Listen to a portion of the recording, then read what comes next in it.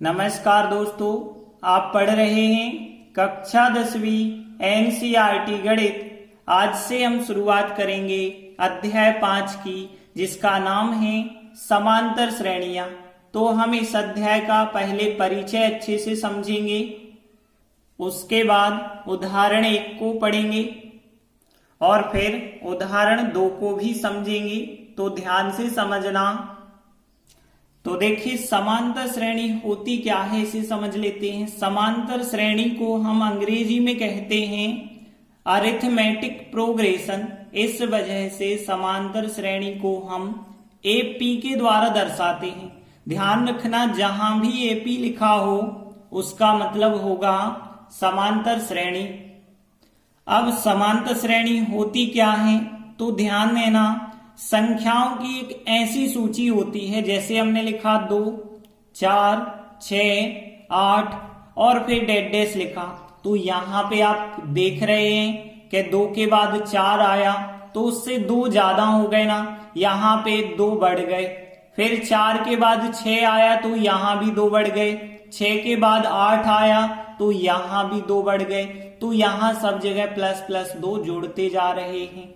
लेकिन यदि हम देखें, एक जगह हमने 10 लिखा, फिर 8 लिखा, फिर 6 लिखा, 4 लिखा, 2 लिखा और 0 लिखा, और भी आगे हो सकती हैं संख्याएं। तो देखिए, 10 के बाद 8 कैसे आया होगा, 2 घटाए हमने, यहां भी 2 घटाए, यहां भी 2 घटाए, यहां भी 2 घटाए, यहां भी हमने 2 घटाए।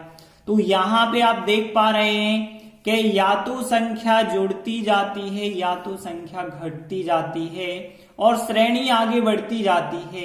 इसे हम कहते हैं समांतर श्रेणी।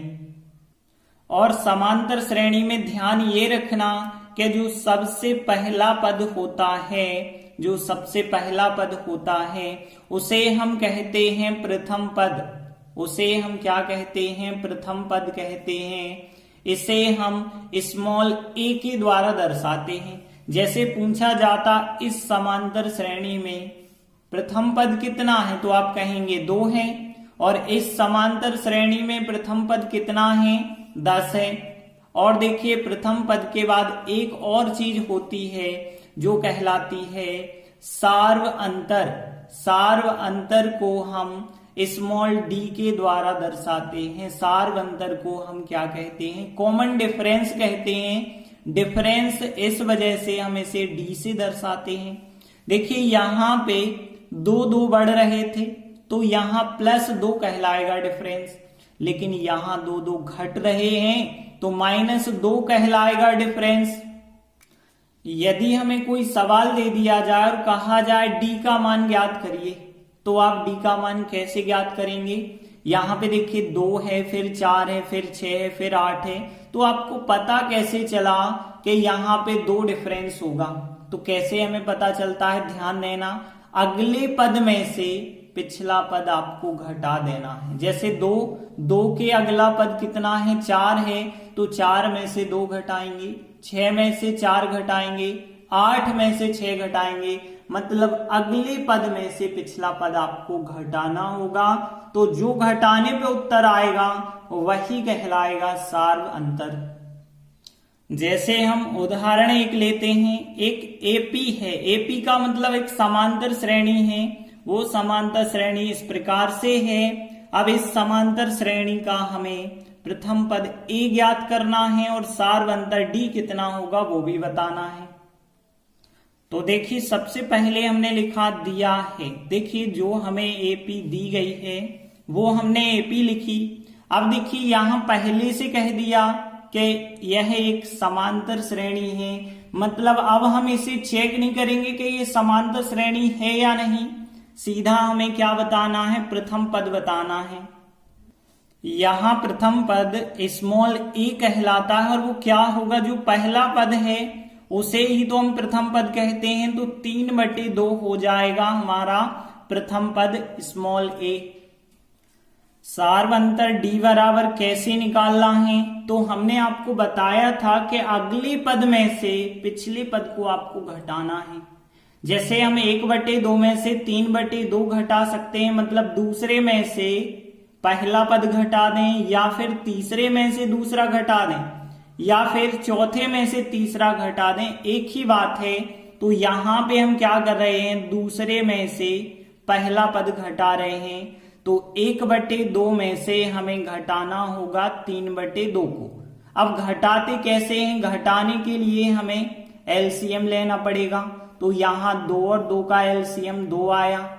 2 का 2 में भाग एक बार जाता है, 1 का 1 से गुणा करो तो 1 ही आता है, माइनस 2 का 2 में एक बार भाग जाएगा, 1 का 3 से गुणा किया 3। अब देखिए यहां पे 1 माइनस 3 किया तो माइनस के 2 और बटे 2 है। तो 2 का 2 में जब भाग देंगे तो कितनी बार जाएगा, फिर एक बार जाएगा, और माइनस का माइनस लिखा है। तो यहां पे डी बराबर फिर कितना आंसर आ गया है, -1 आंसर आ गया है। तो हमें ए का मान ज्ञात करना था प्रथम पद का, जो 3/2 हो गया, और सारवंतर डी ज्ञात करना था, जो -1 हो गया। तो उदाहरण 1 कंप्लीट हुआ। इसके बाद दूसरा उदाहरण है, संख्याओं की निम्नलिखित सूचियों में से, मतलब यहां 4 हमें संख्याओं की सूची दी गई है, कौन कौन से एपी नहीं है, और इनमें से कोई एपी यदि है, मतलब हमें चेक करना है कौन सी समांतर श्रेणियां हैं, कौन सी नहीं है। जो भी समांतर श्रेणी यदि है तो उसके अगले 2 पद भी हमें लिखना है। तो देखिए पहला सवाल लेते हैं, 4, 10, 16, 22। अब देखिए हमें चेक करना है ये समांतर श्रेणी है या नहीं। तो आप क्या करेंगे, ध्यान देना, सबसे पहले आप यहाँ पे दूसरे में से पहला पद घटाएंगे। देखिए दूसरे पद को हम A2 कहते हैं, पहले पद को A1 या A अकेला कहते हैं। तो दूसरे पद में से पहला पद घटाएंगे, और तीसरे में से आपको दूसरा पद घटाना है, और चौथे पद में से आपको तीसरा पद घटाना है, और देखना है सभी के उत्तर 1 से आने चाहिए। तो देखिए यदि हम दूसरे में से पहला घटाएंगे, मतलब 10 में से हमें 4 घटाना होगा, और जब 10 में से 4 घटाएंगे तो 6 आएगा। फिर हम तीसरे में से दूसरा घटाएंगे, मतलब 16 में से 10 घटाएंगे, कितना आएगा, 6 आएगा। और फिर हम चौथे में से तीसरा घटाएंगे, 22 में से 16 घटाएंगे, यहां भी कितना आया, 6। तो एक चीज आप देख रहे हैं, यहां भी उत्तर 6, यहां भी 6, यहां भी 6। तो हम लिखेंगे चूंकि A2 - A1, A3 - A2 और A4 - A3, इन सब के आंसर बराबर आ रहे हैं 6 के। इसका मतलब ये हुआ है कि दी गई जो श्रेणी है एक समांतर श्रेणी है। तो हमने लिखा, अतः यह एक समांतर श्रेणी है, मतलब एपी है। और जिसका सारवंतर कितना हो जाएगा, यहाँ पे देखें तो जिसका सारवंतर, मतलब यहाँ पे डी का मान यदि पूछा जाता तो वो कितना होता। देखिए यहाँ 6, यहाँ 6, यहाँ 6, सब जगह 6 का अंतर आ रहा है। तो यही कहलाएगा सारवंतर डी का मान 6। अब देखिए हमें आगे सवाल में कहा गया है उसके अगले 2 पद लिखिए। इसके अगले 2 पद क्या होंगे, तो देखिए 4 के बाद 10, फिर 16, फिर 22। 22 के बाद हमें बताना है। तो देखिए 22 के बाद क्या आएगा, आपको पता है सारवंतर आया है 6, तो आपको बस 6 जोड़ देना है। तो 22 में 6 जोड़ा तो कितना हो जाएगा, 28।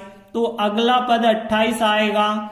और 28 का और अगला पद देखें तो अभी आया है 28, अब 6 और ज्यादा आएगा, तो 28 और 6 34 हो जाएगा, फिर और अगला पद। तो देखिए हमें 2 पद निकालने थे, 22 के बाद 6 ज्यादा किया हमने तो 28 हो गया, और 28 के बाद 6 ज्यादा किया तो 34 हो गया। तो इस प्रकार से फर्स्ट क्वेश्चन कंप्लीट हुआ। अब इसी का सेकंड क्वेश्चन देखते हैं। तो देखिए दूसरा सवाल है, यहाँ पे एक श्रेणी दी गई है, अब हमें चेक करना है एपी है या नहीं। तो कैसे चेक करते हैं, दूसरे में से पहला पद घटाते हैं, मतलब A2 में से A1 घटाएंगे, और तीसरे में से हम दूसरा पद घटाएंगे, और फिर चौथे में से तीसरा पद घटाएंगे। तो इन सब के मान हमें ज्ञात करने होंगे। सबके उत्तर यदि 1 से आ गए तो वो एपी कहलाएगी, अन्यथा नहीं। तो देखिए हम -1 में से 1 को घटाएंगे, तो -1 में से 1 को घटाना है तो कितना आया, -2। और फिर -3 में से -1 को घटाना, देखिए -3 में से हमें घटाना है -1 को। देखिए कोष्टक बना के लिखा है हमने -3, उसमें से -1 को घटाना तो बीच में एक माइनस और होगा। अब देखिए -3 माइनस और माइनस प्लस का 1 हो जाएगा। अब माइनस का 3 प्लस का 1 तो माइनस के 2 आ जाएंगे। और फिर अब हम चौथे में से तीसरा पद घटाएंगे, -5 में से -3 को घटाना है तो बीच में एक माइनस लगाना होगा। अब देखिए -5 माइनस और माइनस प्लस के 3 हो जाएंगे। अब -5 + 3 यहां भी -2। देखिए तीनों उत्तर 1 से आ गए। तो हमने लिखा चूंकि A2 - A1 A3 - A2 A4 - A3 इन सब के आंसर -2 के बराबर हैं, अतः यहां जो दी गई श्रेणी है वो एक समांतर श्रेणी है।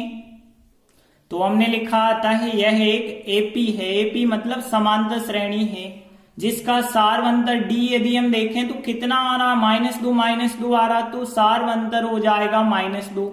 अब हमें अगले 2 पद भी ज्ञात करने हैं।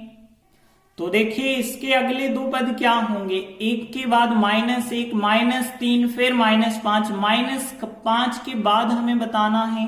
तो देखिए -5 के बाद क्या होगा, -5 में आप जो भी सारवंतर आया है वो जोड़िए। तो -5 में -2 जोड़ेंगे तो -7 होगा अगला पद। और अगला पद देखें तो अभी -7 आया है, -2 और करेंगे तो -9 होगा। तो यहाँ पे अगले पद जो है -7 और -9 हो जाएंगे। इस प्रकार से सेकंड सवाल भी कंप्लीट हुआ। आगे देखते हैं थर्ड क्वेश्चन है। अगला तीसरा क्वेश्चन है। तो देखिए यहाँ पे आप क्या करेंगे, सबसे पहली चीज यहां चेक करते हैं सभी जगह एक सा अंतर है या नहीं। तो हम दूसरे में से पहला पद घटाएंगे, A2 में से A1 घटाएंगे, मतलब यहां 2 में से -2। देखिए 2 में से -2 घटाना है, एक माइनस घटाने का और एक माइनस यहां लगा है, तो यहां पे बन गया फिर 2 माइनस और माइनस प्लस के 2 और 2 और 2 कितना हो गया 4। अब देखिए हमने दूसरे में से पहला पद घटाया 4 आया। अब हम क्या करते हैं, तीसरे में से दूसरा पद घटाते हैं। तो तीसरे में से दूसरा पद यदि हम घटाएंगे तो -2 में से 2 को घटाना होगा, तो -2 में से 2 को घटाना है और यहाँ पे -2 और -2 माइनस के 4 हो गए। अब देखिए यहाँ +4 यहाँ -4, यहाँ एक सा नहीं आ रहा और आगे हमें ज्ञात करने की आवश्यकता नहीं है। देखिए हमने दूसरे में से पहला घटाया और तीसरे में से दूसरा घटाया, तो जब दोनों ही बराबर नहीं आए तो हमें चौथे में से तीसरा घटाने की जरूरत नहीं है, पांचवें में से चौथा घटाने की जरूरत नहीं है। तो हम यहाँ पे कह सकते हैं चूंकि A2 - A1 और A3 - A2 आपस में बराबर नहीं आ रहे हैं, जब बराबर नहीं आ रहे हैं तो यह एक समांतर श्रेणी नहीं होगी। तो हमने लिख दिया अतः यह एक एपी नहीं है। अब देखिए जब एपी ही नहीं है तो सारवंतर बताने की आवश्यकता नहीं है, कुछ भी नहीं होगा सारवंतर। और अगले 2 पद भी फिर ज्ञात नहीं करना, क्योंकि जब समांतर श्रेणी ही नहीं है तो अगले 2 पद कैसे हम निकालेंगे। इस प्रकार से थर्ड क्वेश्चन कंप्लीट हुआ। आगे देखते हैं फोर्थ क्वेश्चन है। तो देखिए फोर्थ क्वेश्चन जो है यहाँ पे भी आपको यही काम करना होगा। सबसे पहले आप दूसरे में से पहला पद घटाएंगे, A2 - A1 करेंगे तो 1 में से 1 को घटाना पड़ेगा, कितना मिला 0। फिर हम क्या करेंगे, तीसरे में से दूसरा पद घटाएंगे, A3 - A2 करेंगे तो यहां भी 1 में से 1 घटाना पड़ेगा, कितना मिला हमें 0। अब देखिए यदि हम चौथे में से तीसरा पद घटाएं, A4 में से A3 घटाएं तो 2 में से 1 को घटाना होगा। अब 2 में से 1 घटाया तो कितना मिला, फिर हमें 1 मिला। अब देखिए यहीं पे स्पष्ट हो गया, ये 2 तो बराबर आ गए लेकिन ये बराबर नहीं आया, इस वजह से ये समांतर श्रेणी नहीं हो पाएगी और आगे हमें ज्ञात करने की जरूरत नहीं है। तो देखिए हम क्या लिखेंगे, a2 माइनस a1 और a3 माइनस a2 दोनों तो बराबर हैं लेकिन a4 माइनस a3 बराबर नहीं है।